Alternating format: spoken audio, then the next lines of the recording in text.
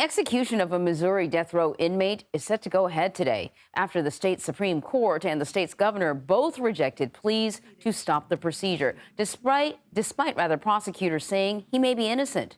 55-year-old Marcellus Williams is scheduled to be executed later today by lethal injection for the 1998 stabbing death of Lisha Gale Williams and has maintained his innocence in the case. Or rather, Williams has maintained his innocence in the case. Attorneys for Williams still have an appeal out to the U.S. Supreme Court, though.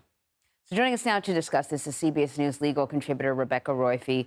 Rebecca, good morning. So this execution has actually been sort of pushed along kind of several times.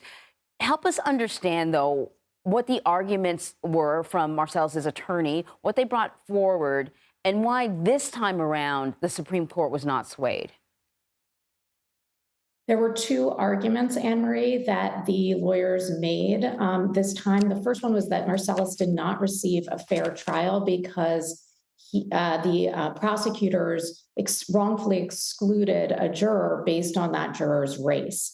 The second argument was that the prosecutors destroyed the only evidence that could possibly exculpate Marcellus in this case. And so those two arguments failed in the Missouri Supreme Court. What's left now is just one last chance with the U.S. Supreme Court.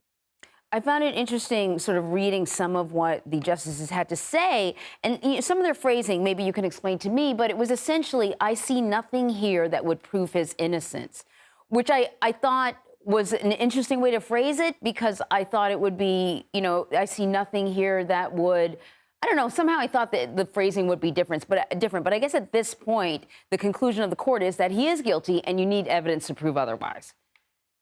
Right. I mean, once somebody has been convicted, the jurors have decided, 12 jurors have decided that he's guilty of this crime, then, that presumption that we normally have that people are innocent shifts. That said, the idea that we might execute somebody who is potentially innocent is itself troubling. And I think that's what you're picking up on, the idea that there might be one possibility. And especially in a case like this, where there is, significant evidence that prosecutors themselves contributed to the loss of the only evidence that could exculpate this defendant, it's troubling. And that those prosecutors themselves have joined with the defendant's lawyers in an attempt to stay the execution is remarkable, and something that should give the courts pause here, I think, but have not.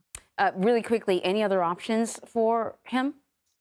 Well, he has one last option with the U.S. Supreme Court. He's asked for a stay of his execution based on that argument, the constitutional argument that the juror was wrongfully excluded due to race.